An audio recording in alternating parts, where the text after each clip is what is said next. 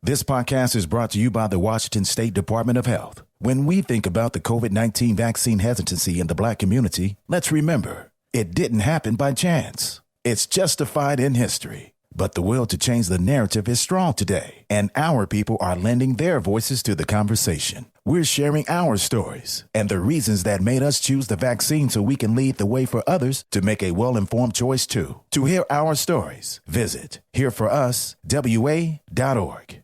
When the hot water needs to be hot, when the drain needs to drain, when the toilet needs to flush, you need to do two things. Stop freaking and call Beacon. Beacon Plumbing, Heating, and Mechanical. On call and there when you need them most. 1-800-FREAKIN or beaconplumbing.net. Hey, this is BJ. Thanks for listening to our show's podcast. If you're a fan of all things geeky, you should check out my other podcast, BJ Shea's Geek Nation. We have new episodes every day, and you can check it out at bjgeeknation.com. Your driver's license is important so you can get back and forth to work, get your kids to school, and back and forth to daycare. If your license has been suspended because you can't pay your tickets, you can't do any of those things. Let's talk about Chapter 13 bankruptcy. You may have heard that tickets cannot be discharged, but they can be dealt with in a Chapter 13 case. Why not come in for a free consultation? The chapter you choose will make all the difference to your getting back, legally, on the road. Let's design a plan to pay off your tickets and restore your license immediately. I'm attorney Travis Gagne. Please contact me today at choosetherightchapter.com. That's choosetherightchapter.com. This is The Mighty Rock, starring BJ and Migs. Mornings. Because, hey, at least once a day, you should experience a BJ. You know, I'm ready for my BJ. 99.9 KISW, The Rock of Seattle. If you don't have the Odyssey app, you've got to get the Odyssey app. That way you can check out new Odyssey exclusive stations that are curated for listeners just like you. Lots of music stations, really. Some of the best ones, including a one, a two, a three. Including one put together by the band Korn, and it's called Korn's Requiem in honor of members of Korn built this station, honoring their favorite artists that sadly are no longer with us, featuring music from Soundgarden, Slipknot, AC/DC, Pantera, Jimi Hendrix, and plenty more. Check out Korn's Requiem in honor of on the Odyssey app. That's such a great idea. You know, the idea that you really get music stations built by musicians, you know, and what they love and what inspires them. And in this particular instance, the idea that it's a remembrance of all of the musicians that touched them, as well as, of course, us, I'm sure. So this is what the Odyssey curated stations are all about. And it's only available on the Odyssey app. So get it today to get all of the audio that matters to you. That's AUDACY Odyssey. Let's play Beat Migs. It's time to play the game. Yeah. So everybody scream his name. Beat Migs. Don't be a loser. Whoa. Beat Migs. You're a loser. It is time for Beat Migs. And it's Thursday, so let's get cracking. Release the Kraken.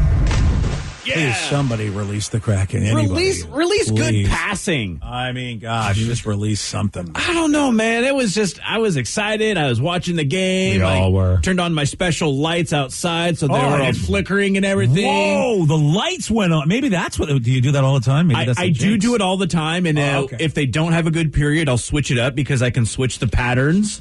So I try to. Fancy.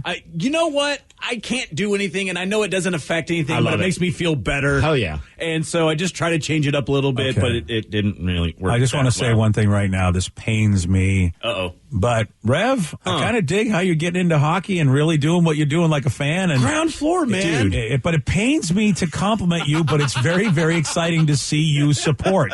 You know, because Rev usually is a detractor. Yeah. It's so awesome to see Rev as a supporter. He is so now into hockey that he watched the women's Olympic hockey game. I did. Did you really? Yes, in the USA. I've never been more proud of the Rev. I watched the USA women's team absolutely crush, I think, Switzerland and the ROC. And I was just like, wow, they're really good. I was like, do they even have a chance at losing against anybody? So, yeah, very excited for all of that. It's really kind of most. It is pretty amazing how our women's sports do very well in the Olympics. You know, it makes me think like there's something going on in our country where, you know what, women have the ability to really compete sports-wise. Like, they must be given supports. There must be great programs out there that other countries don't have. And it makes me feel good to be American. Well, and I want to give a shout out to our Canadian friends because the women's hockey team, their jerseys look really cool. It's like the black with the little red almost outline sort of thing. Super awesome. So yeah, that does sound cool. Yeah. So I know go America with the Olympics, and definitely go Kraken. And let's go Steve, and with his contestant, go Ryan. We got Ryan in Des Moines. Ryan, are you there? Yes, I am. Morning, guys. Good morning, Ryan. Hello. Hello. All right, Steve, get out of here. Goodbye. For those playing at home, Ryan will have 60 seconds to answer 10 questions. Ryan, you can pass all you want, but you will only get 3 guesses per question. Are you ready? Man, I hope so. Me too. Which band with the same name as a German town sang Take My Breath Away? Pass. Which ocean is between South America and Africa? That's the Atlantic Ocean. Yes. Beginning with P, what is the real first name of Bruno Mars? Phil? No. Peter? Yes. What geometric shape is generally used for stop signs? Octagon. Yes. John Legend married which model in 2013? Pass. The media company CNN was founded in which early 80s year? 81? No. 82? No. 80? Yes. Ash Wednesday marks the first day of what? Spring? No. Pass. What year of the mid-2010s did David Bowie pass away? Repeat the question? What year of the mid-2010s did David Bowie pass away? Guess 2016. Yes! 1, 2, 3, 4, 5 correct. All right, look, man, I know I was complimenting you, but now I got a nitpick, and I think Vicky's going to be on my side on this one, but What? I just don't think you can ask that Bruno Mars question. And Vicky, you know why, don't you? No. Because we don't talk about Bruno. Hey, come on, Encanto, everybody. All right, fine. Dad joke time. Yeah. Vicky can't get mad at me for that. She's got to go clever. I'm out. That's fine. That's an acceptable dad joke there. it surely is. I'm okay with that nitpick, all right? Yeah, thank you very much. The only time. By the way, a terrific movie. Honestly, I heard it's really good. Good. It really. I mean, I hate to give Vicky credit for, but actually, Vicky has really steered me some good stuff. She is the basically opposite of what Steve is when it comes to video entertainment. Wow. I hate to say, I really hate to give Vicky appreciate credit. walking in on such hate. Wow, but I mean, it's really true. Vicky has very rarely steered me wrong when it comes to like recommendations and spending time. And Encanto is. I might have to argue it might be the best Disney movie ever made. It is so good. I mean, it really it checks off every Disney box you could imagine, and it's one of the most colorful movies. I mean, the palette is just amazing. The real question is, did you cry? I'm not answering these kind of questions. Okay, you know what, you speak to my lawyer about that, Vicky. All right, Steve, you're back. Are you ready?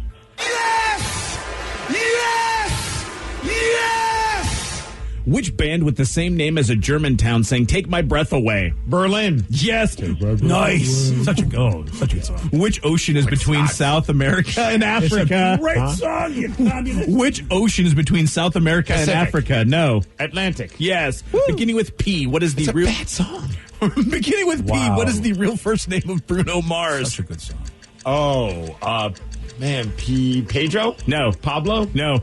Paul? No. Peter? Yes. Which geometric shape is generally used for stop signs? Damn it. Look on your Octagon. face. Yes. John Legend married which model in 2013? Oh, she's a snow-ho. Chrissy Teigen. Oh, she's from Snohomish, yes. Yes. The media company CNN was founded in what early 80s year? 80. Yes. Oh. Ash Wednesday marks the first day of what? Lent. Yes. What year of the mid-2010s did David Bowie pass away? 2014. No. 2015. No. 2016. Yes. Yeah. Which country has hosted the most Olympic Games? Oh, 1, 2, 3, 4, 5, 6, 7. You win 7-5, and yes, it is America. But you still win. Congrats. Sorry, Ryan. It's okay. It was fun. Thanks, guys. Yeah, it's a good game, bro. Call in again. I mean, I think Ryan has a shot at being a good contender. He didn't know Chrissy Teigen. Oh. And he did know that it was Peter. Yeah. You got that right. I thought that was going to be the difference maker, actually, but it was not. Fun fact, Bruno Mars, his first name, comes from Bruno Sammartino, the wrestler. Really? Yeah, him and his dad grew up watching wrestling, and he did it as a tribute to his dad. Wow. Yeah. That's really cool. Yeah, so Bruno Mars, that was his, and I can't remember what his actual last name is, but it's not Mars. That kind of makes sense, too. That's because he and his dad both liked astronomy, so... yeah, sure, totally. That's what it was. Or the I'm going to make candy that bar. up. That's a make up. You know what? I like that better. Like wrestling and candy. I mean, which is why Snickers, thank you for ruining Bruno's legacy with his dad by changing the Mars bar to Snickers with almonds. Thanks for that. Yeah, Bruno Snickers with almonds would sound kind of weird anyway. I think that's a great name, actually, now that you mention it. Congratulations on your win, Steve. Bruno Snickers with almonds, yes. I want that to be... Steve, could you change your daughter's name to Snickers with almonds, please? Thank you. Thank you. Just asking for a friend. Oh, apparently he got the nickname also when he was a toddler because as an infant he looked like Bruno Sammartino. Oh, wow. So this is really, I mean, they're going all in with the Bruno, and he did too. His real name's Peter Hernandez. Oh. That's got to, you know what? That just puts him even cooler for a lot of folks when you think about it. You know? I mean, a lot of folks liked him at the Super Bowl. I'll forever love him at the Super Bowl because it was the year that he performed that the Seahawks won the Super Bowl. Oh.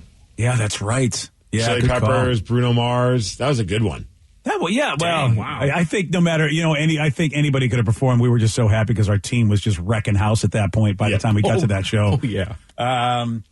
And speaking of football, a recent survey done, and this is fascinating to me because pretty much almost half of us want this. At some point, will the NFL listen, or will we find a way to make the Super Bowl a situation that we don't have to go to work the next day? There's two ways to get it done. Number one, of course, we've been talking about making a holiday on Monday, or like half the people want, let's do the Super Bowl on a Saturday. And I don't know why that can't be done. Right? I mean, what competition is going on right now that Saturday wouldn't work? I get, during the football season, college football's going on Saturdays. Made sense. That makes sense to me. Don't be in competition with college football, sure. But now? I'd much rather keep it on a Sunday and get Monday off, though. Then we get the 3-day weekend. You're not going to argue with me, sir.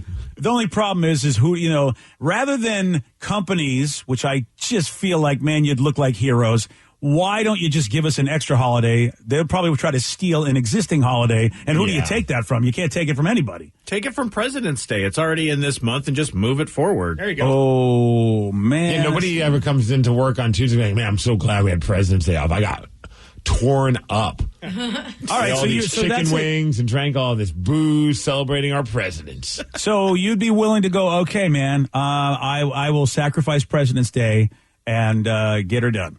Yes. Yes. Okay. All right. But you don't have to sacrifice it. You just move President's Day. Yeah, I mean, you still get it. You still call it President's Day. I know. I feel like, and it just changes every year. I would like to try to get an extra holiday, but if you guys are like, we'll start the negotiation, I guess, with, okay, we want an extra holiday, but you guys are just like, get rid of the presidents. I suppose, do we care about the presidents anymore? Is it really that way? They've had their time. We've celebrated them enough. Yeah, I mean, a Saturday Super Bowl would be fine. I don't understand what the big deal is. I never really got that. Like, is it a tradition thing? Like, our games play on Sundays, so we keep it Super Bowl Sunday. Yeah, and yet, we've had playoff games on a Saturday for football. Sure. When we have so many teams competing, so why not? I do like what Cincinnati's doing. Like some school districts are just not even letting. They're like, kids don't even bother coming in on Monday. Like, see, this is our first Super Bowl in forever. Yeah, enjoy the moment.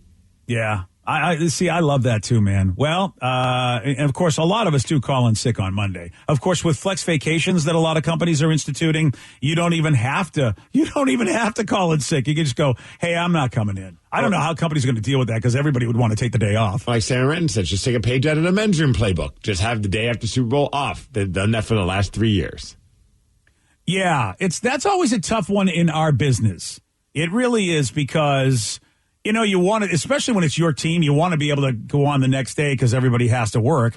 That's why if we could all agree to have, you know, Monday off, then I wouldn't feel guilty as a broadcaster not being there, you know, being able to have a celebratory show saying, hey, man, how cool was that? And because I'm with them. I'd love to have the day off all the time. The one, at least, silver lining for us on the West Coast is at least the game isn't super late. The game starts at 3:30. Yeah. It takes 15 hours for the Super Bowl to go with all the halftime and all that. Like, I couldn't imagine being on the East Coast and having to get up early after watching a Super Bowl game because it's just like that probably ends sometime after midnight. Dude, it was a beating. It was, as I said in the previous break, when we did, you know, when Buffalo went 4 times. Mm-hmm. Oh, my God. It was, you know, but you don't sleep. You just can't sleep, you know, because whether you're massively depressed, which, of course, in Buffalo, that's how it went for four straight years. Like, how do you even, like, broadcast, like after a huge loss like that? Dude. 4 years in a row. It was After horrific. the third year, I'd be like, look, we're not coming to work. We're good. Yeah. It was. Just play last year's show. You're or absolutely take right, the last dude. 3 years and just edit it together. Yeah. Oh, it was brutal. But, you know, everybody was bummed out. So it really made, I mean, for us, we were a great comfort to at least let people call in and just scream and yell their heads off Collective about sadness. that. Yeah. But like Steve said, though, it was so late, you know, and you can't get to sleep. There's just no way. Your adrenaline is so jacked up.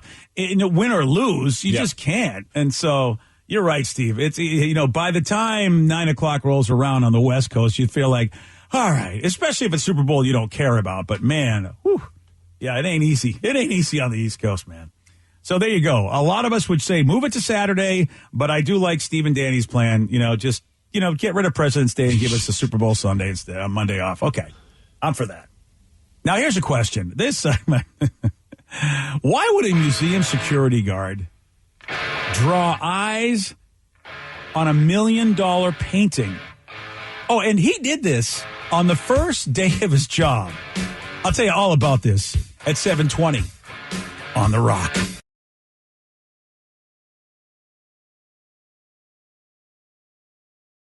This podcast is brought to you by the Washington State Department of Health. When we think about the COVID-19 vaccine hesitancy in the Black community, let's remember, it didn't happen by chance. It's justified in history. But the will to change the narrative is strong today, and our people are lending their voices to the conversation. We're sharing our stories and the reasons that made us choose the vaccine so we can lead the way for others to make a well-informed choice too. To hear our stories, visit hereforuswa.org.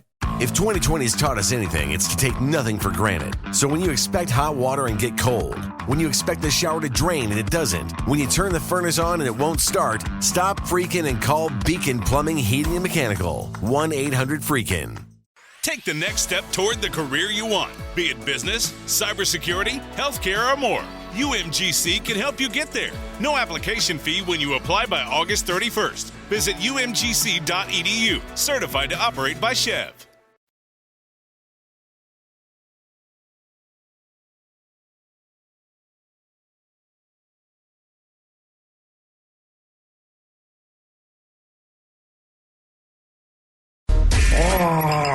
This is BJ and Migs mornings on The Rock 99.9 KISW.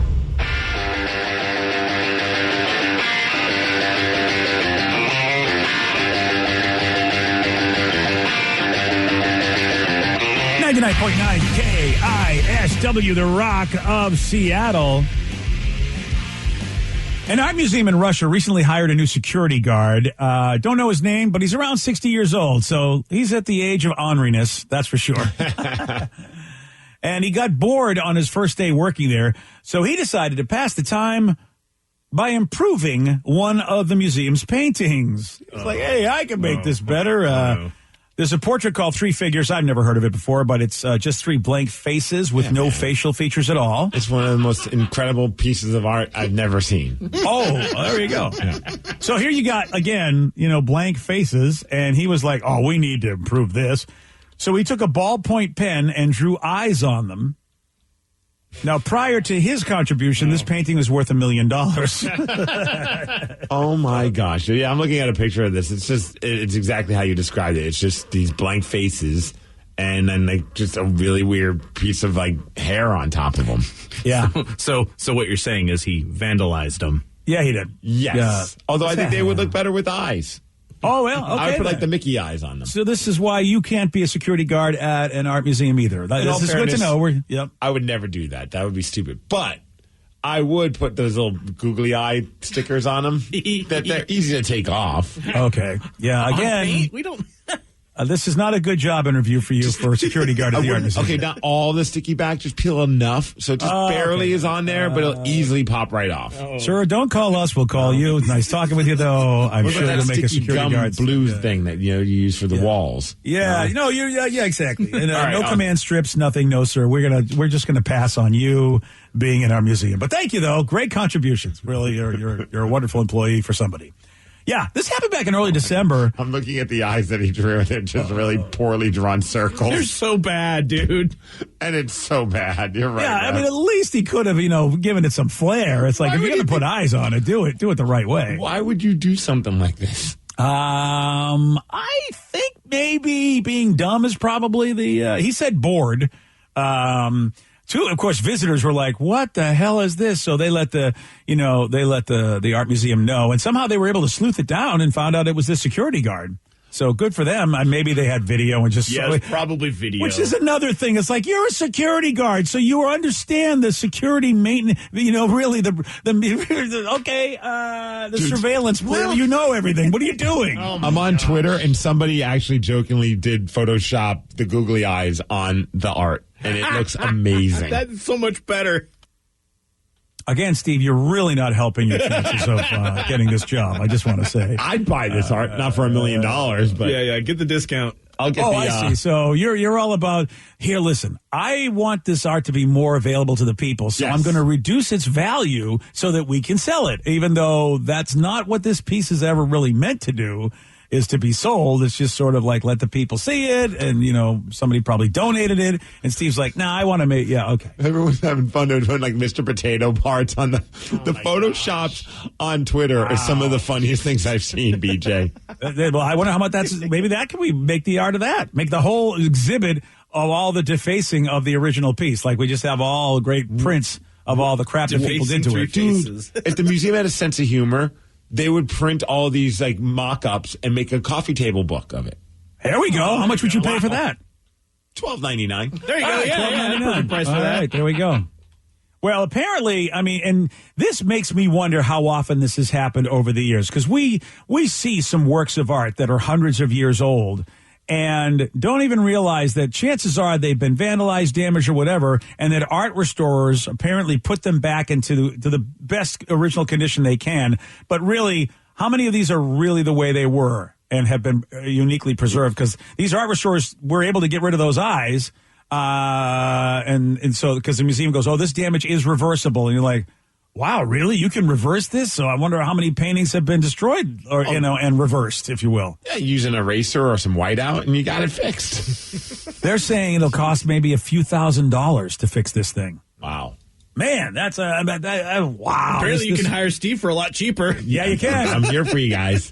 I wonder what his second day on the job was like. I imagine he was fired. I feel like if he's still there, then you know what, Art Museum, you know what, you deserve everything. You deserve everything that happened. But you see how we interview you, Steve? I feel like the interview process should have weeded this guy out. Yeah, I feel like, though, I would be a terrible manager of this art museum because I'd almost want to keep him for another day just to see what else he gets into.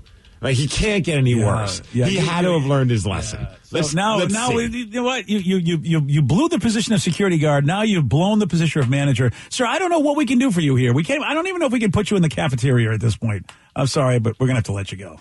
Sorry. Before we even hire you. It's the lukewarm topic of the day. All right. So in Steve's art museum, this would be an amazing thing that you probably would get a raise for.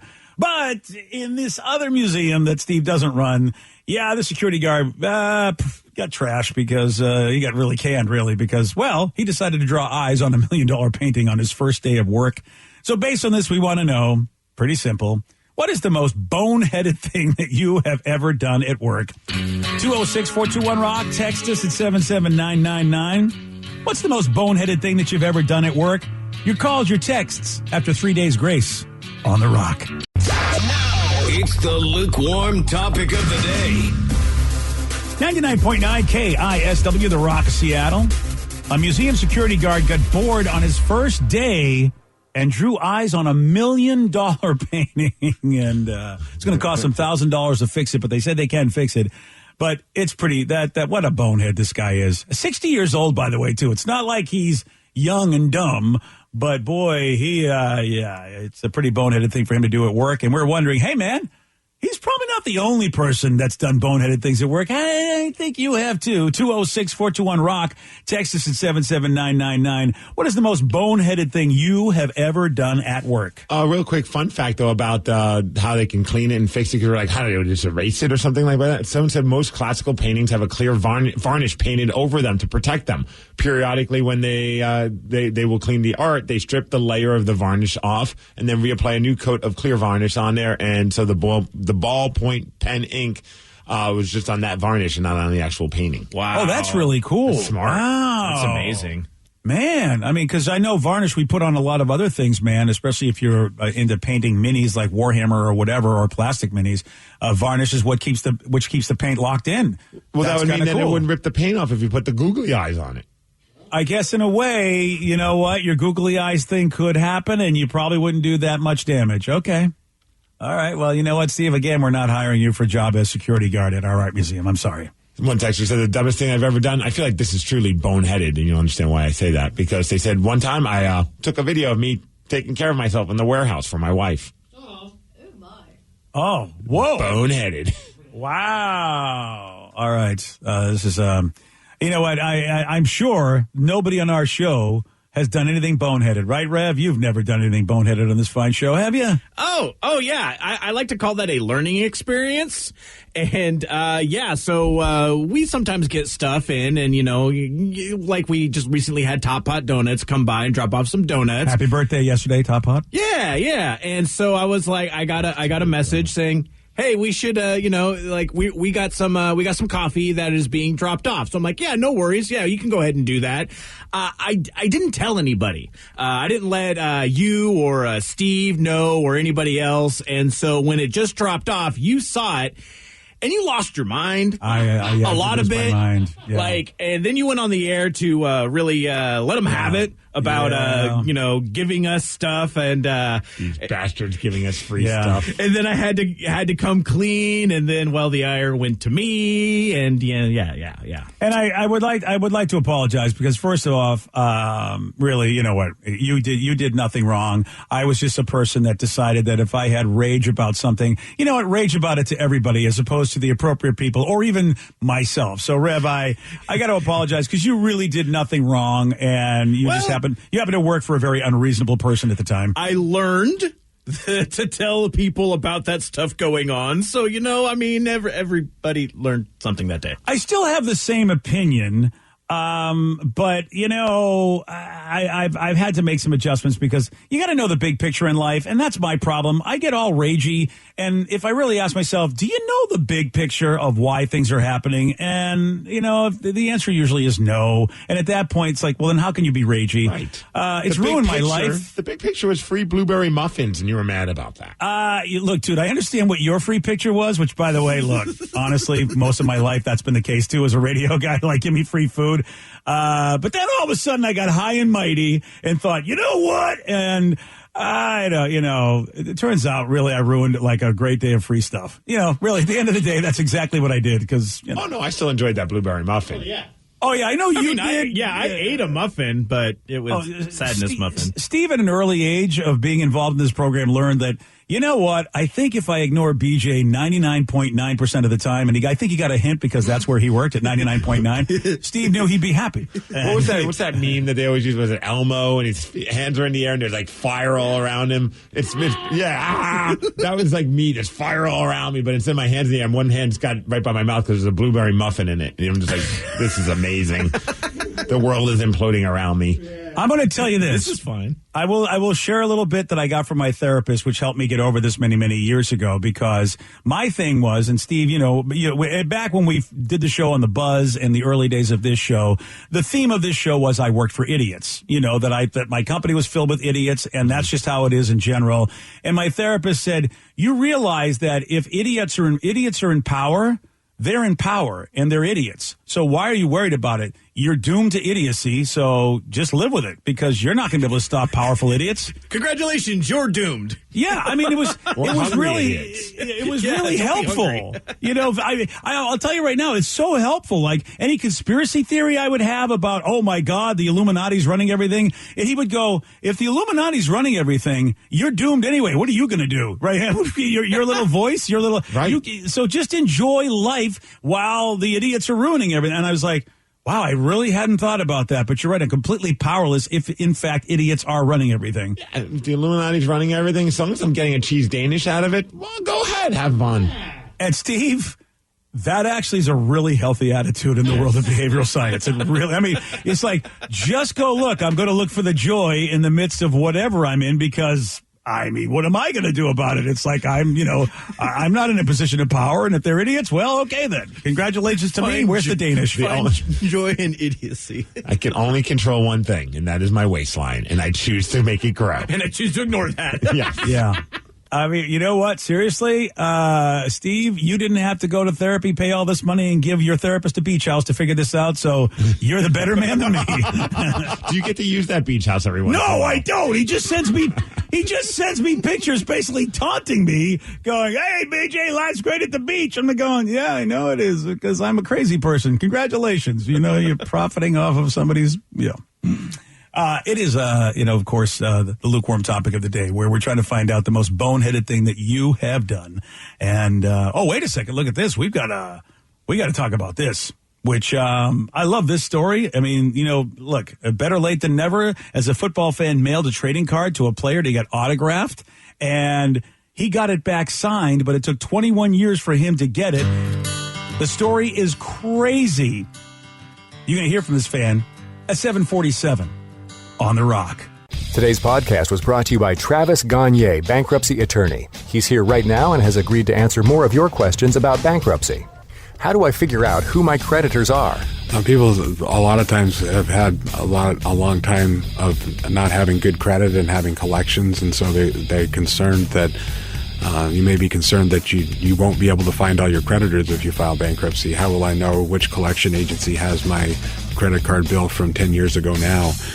And that's something that's hard to keep track of because credit collection agencies transfer your debts all over the place. But we will pull all your credit bureaus, and by getting all three of your credit bureaus, we'll be able to tell who has your credit and debt now, which collection agencies have had it in the past, and we'll make sure that we file all your creditors when we file your bankruptcy so that nothing slips through the cracks. Thanks, Travis. If you have more questions about bankruptcy, you can reach out to Travis anytime at choosetherightchapter.com. That's choosetherightchapter.com. Thanks for listening. This podcast is brought to you by the Washington State Department of Health. When we think about the COVID-19 vaccine hesitancy in the Black community, let's remember, it didn't happen by chance. It's justified in history. But the will to change the narrative is strong today, and our people are lending their voices to the conversation. We're sharing our stories and the reasons that made us choose the vaccine so we can lead the way for others to make a well-informed choice too. To hear our stories, visit hereforuswa.org.